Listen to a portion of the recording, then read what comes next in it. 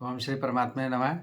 मैं प्रोफेसर हरिहृदय अवस्थी अपने परम पूज्य गुरु जी प्रोफेसर पंडित भगवत शरण शुक्ल वेदमूर्ति तपोनिष्ठ गीता उपनिषद पुराण और धर्मशास्त्र के विशेषज्ञ के साथ में आप सभी का Awasthi Ayurveda anatomy yoga and spirituality channel पर हार्दिक स्वागत करता हूं।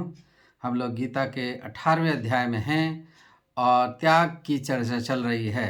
कल गुरु जी ने तामस त्याग तक बताया था।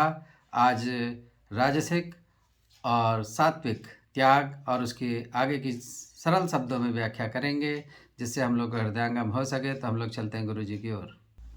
त्वमेव माता च पिता त्वमेव बन्धुश्च सखा त्वमेव विद्या द्रविडं त्वमेव सर्वं मम देवदेव।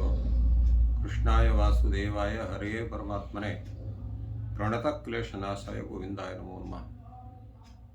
इस चैनल से संबद्ध सभी विद्वद्गण, सभी जिज्ञासु छात्रवृंद, सहृदय सज्जनगण एवं इस चैनल के संस्थापक तथा प्रबंधक आचार्य हरिहृदय अवस्थी जी, गीता ज्ञान यज्ञ के इस शुभ अवसर पर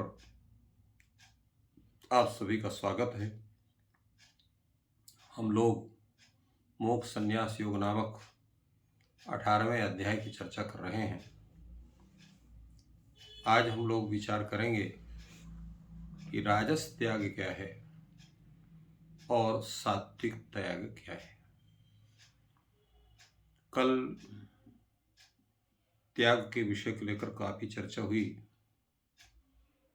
और तामस त्याग के विषय में बतलाया गया। राजस त्याग का स्वरूप भगवान बतलाते हुए कहते हैं, दुःखमित्येव यत् कर्म काय क्लेश भयात् त्यजेत् सकृत्वा राजसं त्यागम नैव त्याग फलम लभेत।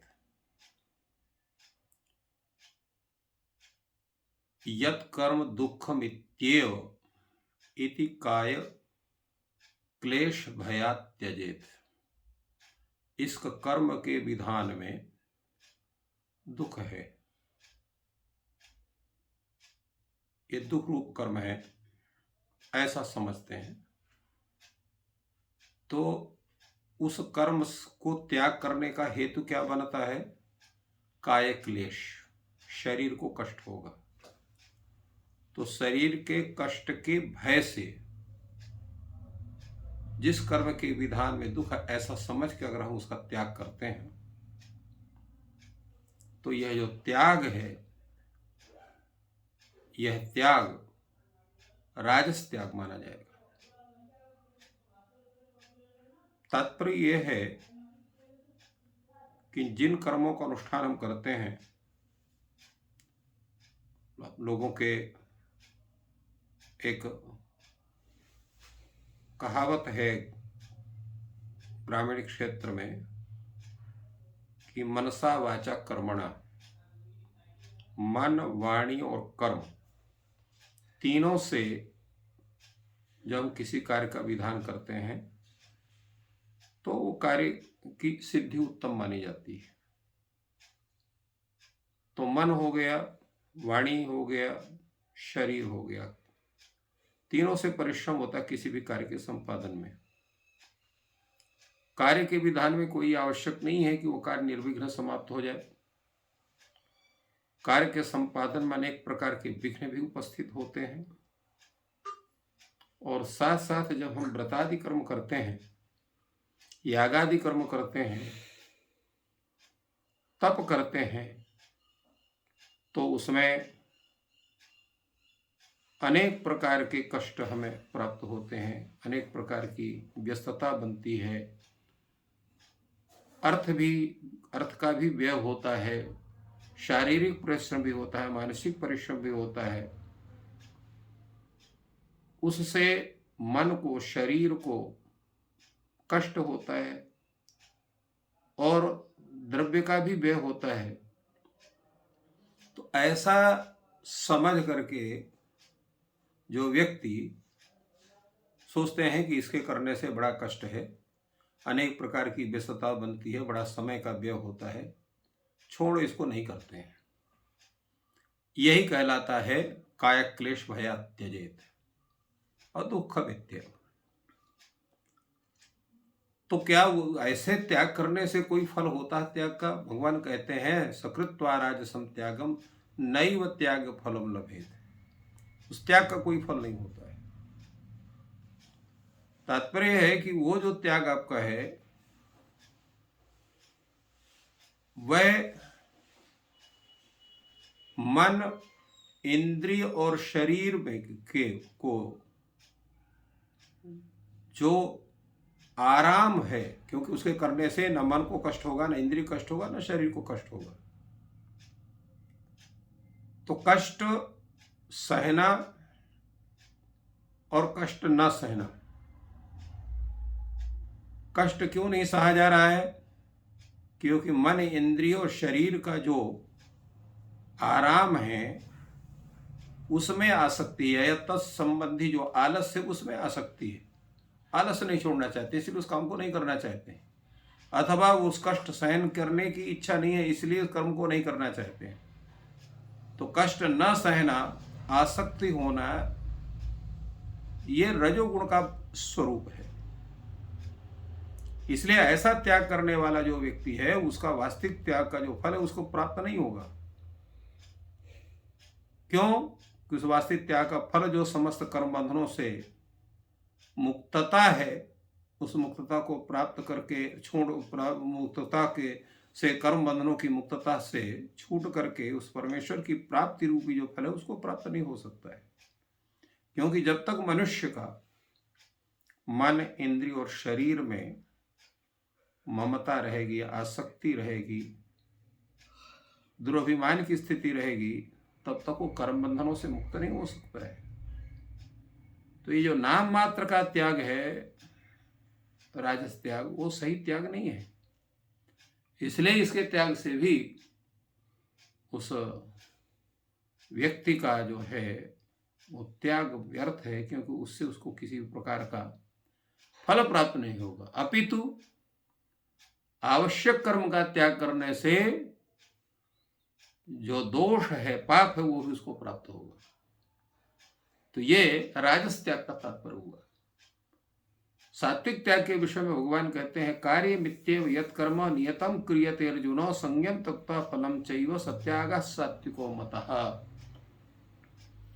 इस सात्विक त्याग के विषय में यद्यपि पूर्व में भी बड़ी चर्चा हुई है, तृतीय अध्याय से इस तरह की चर्चाएं होती आ रही हैं, परंतु यहां पर उसको एक नाम दिया गया, उस त्याग को सात्विक त्याग।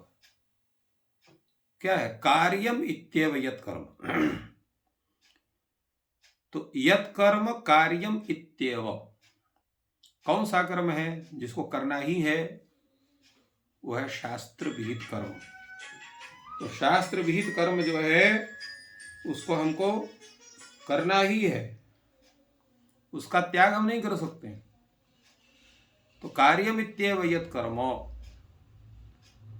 तो क्या करेंगे उसको?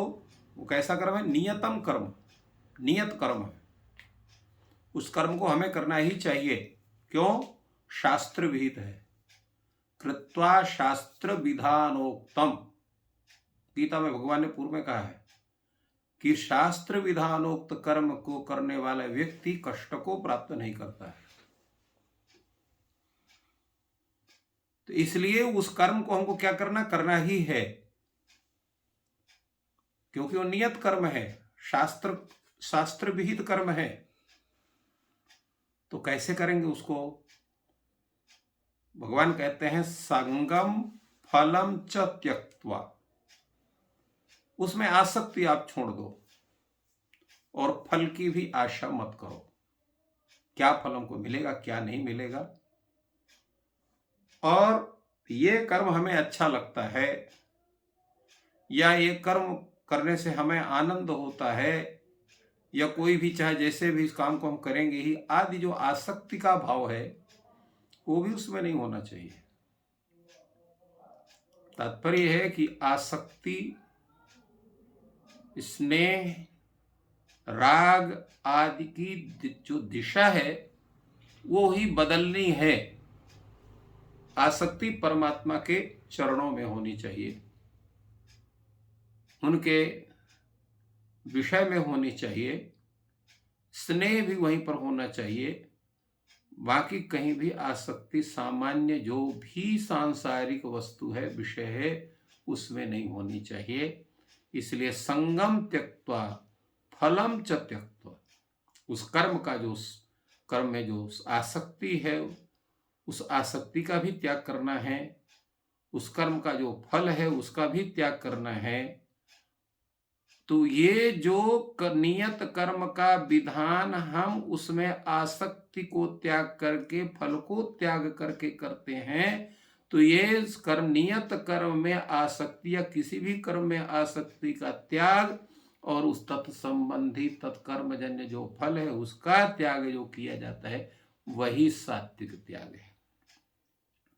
भगवान ने कई बार कहा और इस अध्याय में विशेष रूप से कहा कि यज्ञ दान तपह ये कर्म त्याज्य नहीं है। तो इनका त्याग करने वाला व्यक्ति वो पाप को प्राप्त करता है, इसलिए इनका त्याग तो संभव ही नहीं है। हमने बताया था कि यज्ञ कर्म, दान कर्म, तप कर्म और शास्त्र विहित जो वर्णाश्रम कर्म, इनको करना ही है, क्योंकि यही शास्त्र से बोधित है, इसलिए शास्त्र विहित है। किंतु इनमें आसक्ति और फल का त्याग होना चाहिए। तो फल और आसक्ति का त्याग ही सात्विक त्याग की श्रेणी में आता है, जिसकी चर्चा भगवान ने यहां पर की। क्योंकि जब हम किसी कर्म को आसक्ति से करते हैं, उसके फल के कामना को लेकर के करते हैं, तो तत्कर्म जन्य जो पुण्य है वो भी हमें प्राप्त होगा। यदि हम पाप कर्म करते हैं, शास्त्र वर्जित कर्म करते हैं, तो शास्त्र वर्जित कर्म करने से हमें पाप होगा। तो पुण्य और पाप ये दोनों बंधन कारक हैं, क्योंकि पुण्य होगा तो पुण्य कर्म का फल भोगना पड़ेगा, पाप होगा तो पाप के कर्म को फल भोगना पड़ेगा। तो इसलिए आवागमन से आपको छुटकारा मिलने वाला नहीं है। इसलिए भगवान कहते हैं कि ये जो कर्म है इनके आसक्ति और फल को त्याग करके करना। प्रश्न ये है कि शास्त्र विहित कर्म अगर हम राग होकर के करेंगे, आसक्ति होकर के करेंगे, फल की भावना से करेंगे, तो हमें पुण्य तो होगा, परंतु पाप तो नहीं होना चाहिए। तो कहा पाप भी होगा, क्योंकि शास्त्र विहित के साथ जो आपके कुछ ऐसे जो आपके वर्ण प्राप्त कर्म हो, जैसे कोई है, कोई कसाई के घर में उत्पन्न हुआ है, उसको वंश परंपरा से प्राणी वध करने का कर्म प्राप्त उसको हुआ है। अथवा कोई ऐसा व्यक्ति है जो जन्मतः ही वो मत्स्य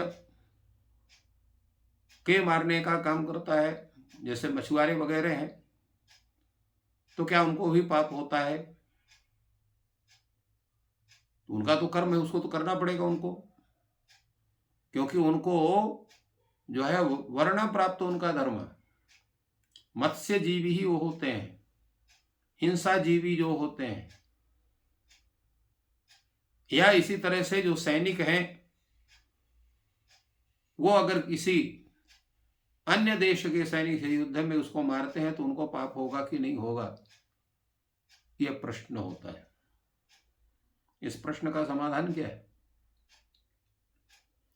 इस प्रश्न का समाधान यही है कि जब वो हिंसा करने वाले व्यक्ति जिनको कर्म स्वतः प्राप्त है, जैसे सैनिक हो गया या कसाई हो गया या मत्स्यजीवी हो गया, हिंसा जीवी जो हैं, तो अगर ये मान के करते हैं कि प्रभु ने हमको यहाँ पर उत्पन्न किया है,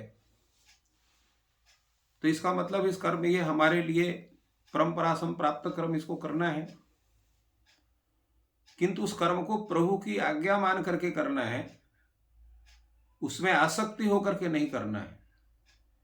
और बार बार उस कर्म को करने के बाद भी भगवत स्मरण करके पश्चाताप भी करना है कि परंपरा प्राप्त होने से हम इस कर्म को कर रहे हैं, परंतु हम करना नहीं चाहते हैं। तो इस कारण से इस तरह से भाव शुद्धि होकर के जो हिंसक कर्म विधान भी होगा परंपरा प्राप्त, तो उसको पाप नहीं होगा, परंतु वो है उस कर्म को इसलिए कर रहा है कि उससे आजीविका उसको चल रही, उसको त्याग नहीं करना चाहे, उसमें उसको आसक्ति है, तो आसक्ति होने पर उसको पाप का फल भी प्राप्त होगा। तो इसलिए भगवान ने कहा है कि चाहे वो कोई भी कर्म हो, आपको जो कर्म आप कर रहे हैं, जो भी परंपरा से प्राप्त है या शास्त्र विहित है, या यज्ञ कर्म है, तपश्चर्या है, दान है, इन सभी कर्म के विधान में आसक्ति और फल रहित जब हम कर्म करते हैं तो हमें किसी भी प्रकार का दोष नहीं हमें प्राप्त होता है, बल्कि सद्गति हमारी होती है। तो ये सात्विक त्याग का यही स्वरूप भगवान ने हम लोगों को बतलाया, और इसी तरह से अन्य विषयों का भी बड़ा सुंदर विवेचन आगे होने वाला है, जिसको हम लोग सब कोई जानेंगे। तो भगवान का जो मुख्य ध्येय है वह समस्त जीवों को कल्याण मार्ग में लगाना, जिसके लिए उन्होंने इस तरह के उपदेश गीता में स्थापित किए। इस प्रकार गुरु जी ने राजसिक और सात्विक त्याग का सरल व्याख्या की, और ईश्वर आपको सत्कर्म में लगाएं। आपका दिन शुभ हो। धन्यवाद।